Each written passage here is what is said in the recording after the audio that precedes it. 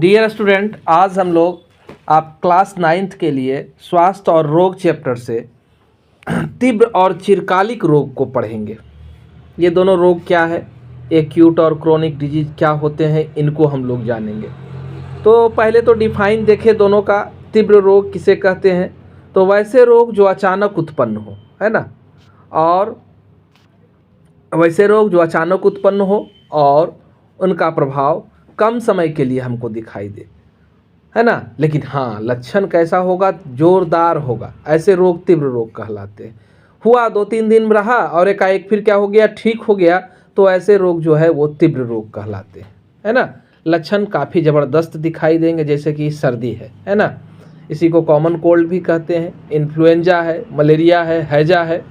2-4 दिन रहा, दवा वगैरह खाएं, उपचार किए इसका, है ना, तो 2-4 दिन में लक्षण जो है धीरे धीरे गायब होता है, फिर दिखाई नहीं देता है। अब दोबारा इससे पीड़ित होंगे तो लक्षण क्यों नहीं दिखाई देगा, लेकिन पहले तो लक्षण क्या हो जाता है, खत्म हो जाते हैं। तो ऐसे रोग जो है एक्यूट डिजीज कहलाते हैं, तीव्र रोग कहलाते हैं। जैसे मानिए कि इन्फ्लुएंजा से ग्रसित व्यक्ति होता है। इन्फ्लुएंजा में क्या होता है? नाक पूरा जाम, बदन में दर्द, बुखार रहेगा, है ना। तो ये लक्षण जो है 2-3 दिन रहता है। हम जानते हैं वायरल बीमारी है और दवा का भी असर इसमें होता नहीं है, तो ये अपने आप फिर ठीक हो जाता है। बदन दर्द की दवा खा सकते हैं, बुखार की खा सकते हैं, एंटीबायोटिक नहीं ले सकते हैं तो 2-3 दिन में ठीक होता है, फिर अपने आप ही ठीक हो जाएगा। तो ऐसा ठीक लक्षण बार बार इसका लक्षण जो है फिर हमको दिखाई नहीं देगा, बीमारी ठीक हो गया, लक्षण भी गायब। तो ये है हमारे तीव्र रोग। Clear confusion? तो अब चलते हैं चिरकालिक रोग पर। तो ऐसे रोग जो बहुत समय तक बने रहते हैं, बीमारी हमारे शरीर को जकड़े रहती है कई दिनों तक, महीनों तक, सालों तक, जल्दी ठीक नहीं होता है, लक्षण भी बने रहेंगे, है ना। तो ये जो है क्रोनिक बीमारी कहलाते हैं, वर्षों वर्ष तक रहते हैं ये लक्षण इनके। ये रोग सामान्य रूप से, पूर्ण रूप से तो कभी ठीक ही नहीं हो पाते हैं, है ना। कुछ बीमारी को छोड़ करके इनके लक्षण को दवा के द्वारा हम लोग क्या कर सकते हैं, कम कर सकते हैं।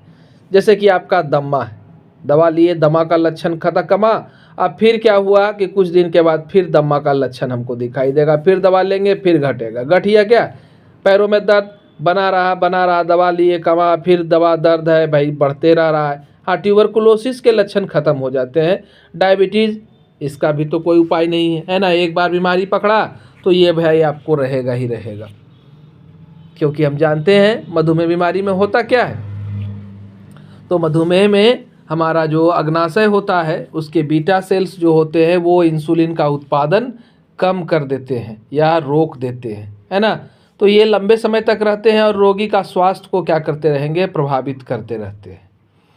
वही लिखे भी हैं नीचे थोड़ा उदाहरण दे करके कि जैसे कि मधुमेह से पीड़ित व्यक्ति का मान लेते हैं कोई शरीर का अंग भाग कट जाता है, घाव हो गया, है ना, तो जल्दी भरता नहीं है। टीबी से व्यक्ति पीड़ित रहेगा तो उसका वजन जो है लगातार कम होते जाता है ना, और हमेशा कम काम किया तो बेचारा थका थका सा महसूस करता है। ठीक है।